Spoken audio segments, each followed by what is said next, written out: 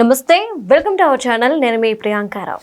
నకిలీ మద్యం అలానే లిక్కర్ స్కామ్, ఈ రెండిట్లో కూడా మాఫియా డాన్స్ ఇన్వాల్వ్ అయ్యి ఉన్నారు అనే ఒక వార్త ఈరోజు చక్కర్లు కొడుతుంది. అసలు దీనికి మాఫియాకి ఏంటి సంబంధం, ఇందులో ఎవరెవరు ఇన్వాల్వ్ అయ్యి ఉన్నారు అనేది డిస్కస్ చేద్దాం. దీని గురించి ఈరోజు మనతో మాట్లాడడానికి సీనియర్ జర్నలిస్ట్ సిఎస్ రావు గారు ఉన్నారు. ఆయన అడిగి తెలుసుకుందాం. నమస్కారం సార్. సార్, ఈ లిక్కర్ స్కామ్ అలానే నకిలీ మద్యం ఏదైతే ఉందో వీటిల్లో ఢిల్లీ మాఫియాకి సంబంధించిన కొంతమంది వ్యక్తులు ఇన్వాల్వ్ అయ్యి ఉన్నారు, అందుకే ఇది ఇంత పెద్ద స్కామ్ అయ్యింది అని చెప్పేసి ఒక వార్త నిన్నటి నుండి సోషల్ మీడియాలో తిరుగుతుంది. ఏంటి సార్ ఇది? పోలీసులు ఇన్వెస్టిగేషన్ చేసే కొద్దీ రకరకాల అసలు ఆశ్చర్యపోయేటువంటి ఇలా కూడా జరిగిందా అని భావించే కొన్ని విషయాలు బయటకు వస్తున్నాయి. వాటిలో ప్రధానమైనది ఏంటంటే మనోజ్ కొఠారి, మనోజ్ కుమార్ వ్యక్తి ఒక అతను, ఇంకొక అతను అరెస్ట్ చేశారు దేంట్లో నకిలీ మద్యం కేసులో. అలాగే లిక్కర్ స్కామ్ లో యాక్చువల్గా అనేక మందిని అరెస్ట్ చేశారు. ఇప్పుడు దాదాపు 14 మందిని అరెస్ట్ చేశారు. వాళ్ళు ప్రధానంగా జగన్మోహన్ రెడ్డి గారికి అత్యంత సన్నిహితంగా షాడోగా వ్యవహరించినటువంటి ధనంజయ రెడ్డి గారు ఉన్నారు. అలాగే బాలాజీ గోవిందప్ప భారతీయ సిమెంట్ పర్మనెంట్ ఆడిటర్ ఉన్నారు. సో వాళ్ళతో పాటు కృష్ణమోహన్ రెడ్డి, ఆయన ఓఎస్డి ఉన్నారు. వీళ్ళందరినీ అరెస్ట్ చేశారు. మళ్ళీ బెయిల్ మీద ఇచ్చారు. వాళ్ళు బెయిల్ మీద ఉన్నారు. ఇప్పుడు జైల్లో ఉన్నారు చెవిరెడ్డి భాస్కర్ రెడ్డి, కసిరెడ్డి రాజశేఖర్ రెడ్డి, అలాగే వెంకటేష్ నాయుడు, జగిరెడ్డి భాస్కర్ రెడ్డి అనుచరుడు, వీళ్ళు ఉన్నారు. ఎక్కడ లిక్కర్ స్కామ్ లో ఉన్నారు వాళ్ళు. వీళ్ళేమంటారు విచారణలో?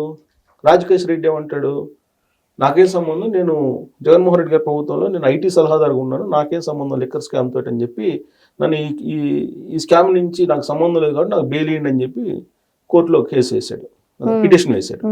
చెవిరెడ్డి భాస్కర్ రెడ్డి ఏమంటున్నాడు, నేను అసలు ముందే తాగను కాబట్టి నాకు లిక్కర్ స్కామ్ తోటి ఏ సంబంధం అని అంటున్నారు. కానీ పోలీసులు విచారణ చేస్తే వీళ్ళ అకౌంట్స్ నుంచి, అలాగే వీళ్ళు సృష్టించినటువంటి సూట్ కేసు కంపెనీల నుంచి దేశం దాటి డబ్బులు వెళ్ళిపోయాయి.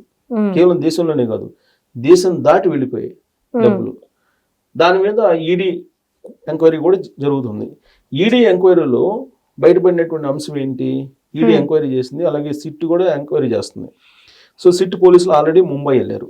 ముంబై వెళ్ళి అసలు ఎవరి ద్వారా వీళ్ళు విదేశాలకు డబ్బులు పంపించారు అనే దాని మీద ఎంక్వైరీ చేయడానికి వెళ్తే అక్కడ అనిల్ చోక్రా అతని పేరు, ఇతని ద్వారా మొత్తం విదేశాలకు డబ్బులు పంపించారు. ఇతను హవాలా బిజినెస్ చేస్తుంటాడు. ఒక రకంగా చెప్పాలంటే ముంబై అండర్ వరల్డ్ డాన్, ఇది ఆర్థిక డాన్. మన డాన్లు అంటే పోడ్చుకోవడం, చంపుకోవడం ఇవి కదా, కానీ ఇతను ఆర్థిక don, financial don. Anil Chokra అనే అతను, ఇతను ద్వారా ఇతను అనేక సూట్ కేసు కంపెనీలు పెట్టి ఆ సూట్ కేసు కంపెనీల ద్వారా ముంబై నుంచి మొత్తం విదేశాలకి డబ్బులు పంపిస్తుంటాడు. మళ్ళీ విదేశాల నుంచి గోల్డ్ దిగుమతి చేసుకోవడం లేకపోతే ఇతర రూపాల్లో వీళ్ళకి చేరవేస్తుంటాడు. మళ్ళీ ప్యూర్గా ఆర్థిక లావాదేవీలకు సంబంధించినటువంటి అతను. ఇతనితో వీళ్ళు లింకప్ అయి ఉన్నారు అనేది పోలీసులు అనుమానించారు. పోలీసులు అనుమానించి ఇతన్ని అరెస్ట్ చేయడానికి ముంబై వెళ్ళారు. 2 days బ్యాక్ ముంబై వెళ్ళారు వీళ్ళు. ఎవరు? సిట్ పోలీసులు, ఆంధ్రప్రదేశ్ సిట్ పోలీసులు 2 days బ్యాక్ ముంబై వెళ్ళారు. ముంబై వెళ్ళి ఈ అనిల్ చోక్రా గురించి ఎంక్వైరీ చేస్తున్నారు. అనిల్ చోక్రా ఎవరు, ఇతని బ్యాక్గ్రౌండ్ ఏంటి, ఇతనికి ఆంధ్రప్రదేశ్ లో ఉండే లిక్కర్ స్కామ్ కి సంబంధం ఏంటి, లిక్కర్ స్కామ్ లో ఉండేటువంటి వాళ్ళు ఎవరెవరు ఇతనితో లావాదేవీలు జరిపారు, ఇతని పేరు పైన లేదంటే ఇతని బినామీ పేరు పైన ఎన్ని సూట్ కేసులు కంపెనీలు నడుపుతూ ఉన్నారు, ఇతను ఏ దేశానికి ఎంత అమౌంట్ పంపించారు, ఎప్పుడెప్పుడు పంపించారు, వీటన్నిటి మీద ఎంక్వైరీ చేస్తున్నారు. అనిల్ చోక్రాని కనుక అరెస్ట్ చేసి తీసుకొస్తే మొత్తం బండారం బయటపడుతుంది. ఆ మధ్య ఒక హీరోయిన్ ఏడిపిస్తే గత ప్రభుత్వం కేసులో ఆవిడ పెట్టినటువంటి కంప్లైంట్ బేస్ చేసుకుని ముంబై వెళ్ళి వాళ్ళని తీసుకొచ్చారు కదా.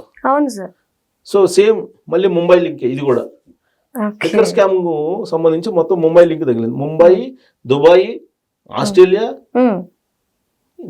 టాంజానియా, జాంబియా, మొత్తం ఈ ప్రపంచంలో ఉండేటువంటి దేశాలు ఏదైతే ఉన్నాయో ఆ దేశాలు అమెరికా, కెనడా తప్ప లండన్ కూడా ఉంది. లండన్ లింక్ కూడా ఉంది. పరోక్షంగా ఏదో లిక్కర్ లింక్ లేకపోయినా ఏదో ఒక లింక్ ఉంది. ఒక అమెరికా, కెనడా, ఈ తప్ప అన్ని దేశాల ప్రపంచంలో ఉండే అన్ని దేశాల ప్రముఖంగా మనం వింటున్నటువంటి దేశాలు ఏదైతే ఉన్నాయో ఈ దేశాలన్నిటితో కూడా దాదాపు లింక్ ఉంది వీళ్ళకి అనేది సిట్ చెప్తుంది, నేను చెప్పడం కాదు. సిట్ ఆల్రెడీ వాళ్ళు కొన్ని షార్ట్ షీట్ వేశారు, రిమైండ్ రిపోర్ట్స్ లో పొందుపరిచారు, గూగుల్ టేక్అవుట్ తీసుకున్నారు, టెక్నాలజీని ఉపయోగించారు, రిట్రీట్ చేశారు, ఏది వాళ్ళ మొబైల్స్ నుంచి సమాచారం రిట్రీట్ చేసి మొత్తం అసలు వాళ్ళు పోలీస్ కస్టడీ తీసుకుని విచారించిన సందర్భంగా అనేక అంశాలు బయటకు వచ్చినాయి. నిన్న కాక మొన్న ఏం జరిగింది, రాజకేష్ రెడ్డి ఆస్తులు జప్తు చేశారు కదా, వాళ్ళకు ఉన్నట్టు హైదరాబాద్ లో ఉన్నట్టు భూములను జప్తు చేశారు, ఆల్రెడీ 13 కోట్లు ఏమో డబ్బు ఉంటే దాన్ని పట్టుకున్నారు ఫామ్ హౌస్ లో. ఇవన్నీ జరుగుతూ ఉన్నాయి లిక్కర్ స్కామ్ లో. అయితే అనిల్ చోక్రా దగ్గరికి వెళ్ళింది. ఇప్పుడు అనిల్ చోక్రా పెద్ద అక్కడ ఆర్థిక పరమైనటువంటి పెద్ద నిందితుడు, అతని మీద అనేక కేసులు ఉన్నాయని చెప్పి వీళ్ళ విచారణలో తేలిందట. ఇక నుంచి పోలీసులు వెళ్తే తన మీద ఎంక్వైరీ చేస్తే ముంబై పోలీసులు సహకారంతో ముంబై పోలీస్ స్టేషన్లో అనేక కేసులు ఇతని మీద హవాలా బిజినెస్, తర్వాత మనీ లాండరింగ్ బిజినెస్ బోల్డ్ అని ఉన్నాయంటే ఇతని మీద. అలాంటి నేరస్తుడితో కరుడు కట్టినటువంటి ఆర్థిక నేరస్తుడితోటి వీళ్ళు సంబంధాలు పెట్టుకొని విదేశాలకి డబ్బులు పంపించారు అనేది ఇప్పుడు ఆంధ్రప్రదేశ్ సిటీ పోలీసులు అనుమానిస్తున్నారు. రేపో మాపో అనిల్ చోక్రాని అరెస్ట్ చేసి తీసుకొస్తే కనుక దీని వ్యవహారం అసలు ఏంటి, ఎన్ని దేశాలకు వెళ్ళింది అనేది మొత్తం వివరాలు వచ్చే అవకాశం ఉంది. ఇది లిక్కర్ స్కామ్ కు సంబంధించినటువంటి లేటెస్ట్ అప్డేట్. ఇక నకిలీ మద్యం అనగానే మనకు గుర్తొచ్చేది ఎవరు, జోగి రమేష్, అంతే కదా. ఇప్పుడు జోగి రమేష్ జైల్లో ఉన్నాడు, ఆయన కస్టడీ తీసుకునేదానికి కస్టడీ పిటిషన్ వేశారు ఎక్సైజ్ పోలీసులు అరెస్ట్ చేశారు ఆయన్ని. ఇప్పుడు జోగి రమేష్కి సంబంధించినటువంటి దాన్ని చూస్తే కొంచెం డెప్త్కి వెళ్ళి విచారిస్తే మనోజ్ కుమార్ అనేటువంటి అతను కూడా దీంట్లో ఇన్వాల్వ్ అయి ఉన్నాడని. ఎందుకో ఎవరు మనోజ్ కుమార్ అని అంటే ఈ బాటిల్స్ సప్లై చేసేవాళ్ళు, బాటిల్స్ మూత సప్లై చేసేవాళ్ళు, నకిలీ మద్యానికి దాన్ని బాటిల్స్ అయితే కావాలి కదా, మూతలు తయారు చేసే కావాలి కదా, అలాగే బార్ కోడ్ వేసేవాళ్ళు కావాలి కదా, ఇలా రకరకాలుగా నకిలీ మద్యం కాబట్టి అన్ని ట్రూగా యాక్చువల్ గా ఎలా ఉన్నాయో అలాంటివి తయారు చేయాలి, అంబులెన్స్ కానీ ఇవన్నీ కూడా. సో ఇతను హైదరాబాద్ బేస్ చేసుకుని వ్యాపారం చేస్తూ ఉంటాడు. ఎవరు మనోజ్ కుమార్ అనే అతను, అసలు మనోజ్ కొఠారి అనే అతను యాక్చువల్ పేరు. ఈ మనోజ్ కొఠారి అనే అతను వేరే అతను, అసలు డాన్ అతను. ఈ మనోజ్ కొఠారి అనే అతను పెద్ద డాను, లిక్కర్ సంబంధించినటువంటి పెద్ద డాను. ఇప్పుడు అతన్ని యాక్చువల్గా ఈ షార్ట్ షీట్ లో పెట్టాలి, రిమైండ్ రిపోర్ట్ లో కానీ పెట్టాలి. టచ్ ఉంది. ఎందుకు, ఈ మనోజ్ కొఠారి అనే అతను ఆస్ట్రేలియాలో, అలాగే ఈ వైఎస్ఆర్ కాంగ్రెస్ పార్టీ సంబంధించినటువంటి వాళ్ళు ఇప్పుడు నకిలీ మద్యానికి సూత్రధారులు పాత్రధారులు జగన్మోహన్ రావు లేదంటే జనార్దన్ రావు ఇచ్చినటువంటి వాంగ్మూలాన్ని బేస్ చేసుకొని ఎవరు ఈ మనోజ్ కొఠారి అని అంటే ఇతను పెద్ద డాన్, లిక్కర్ డాన్, అంతర్జాతీయ డాన్, దేశీ డాన్ కాదు, అంతర్జాతీయ డాన్. ఇప్పుడు అతని పేరు పెట్టకుండా మనోజ్ కొఠారి బదులుగా మనోజ్ కుమార్ అనే అతని పేరుని పెట్టారు. దేంట్లో ఈ రిమాండ్ రిపోర్ట్ లో ఎవరు పెట్టారంటే పోలీసులు పెట్టారు. ఏ పోలీసులు అని అంటే వైఎస్ఆర్ కాంగ్రెస్ పార్టీ సంబంధించినటువంటి వాళ్ళు ఇవాళకి కూడా కొంతమంది ఉన్నారు. ఇప్పుడు సిట్ ఏర్పాటు చేసింది కదా ఆంధ్రప్రదేశ్ ప్రభుత్వం, ఆ సిట్ లోనే కొంతమంది వైఎస్ఆర్ కాంగ్రెస్ పార్టీ సంబంధించినటువంటి పోలీసులు ఉన్నారు అనేది మొదటి నుంచి వినిపిస్తుంది.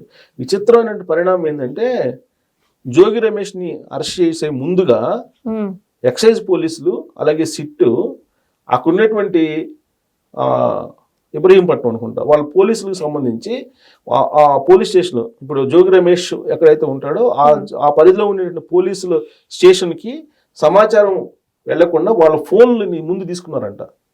ఇది పోలీసుల ఫోన్లే పోలీసులు తీసుకున్నారు. ఎందుకు, ఆ పోలీస్ స్టేషన్ వాళ్ళు ముందుగా సమాచారం ఇస్తున్నారంట జోగి రమేష్కి. ఇప్పుడు సిట్ ఏం చేస్తుంది అనేది, సిట్ ఏం చేయబోతుంది అనేది ముందుగానే ఎప్పటికప్పుడు మినిట్ టు మినిట్ సమాచారం ఇస్తున్నారంట జోగి రమేష్కి.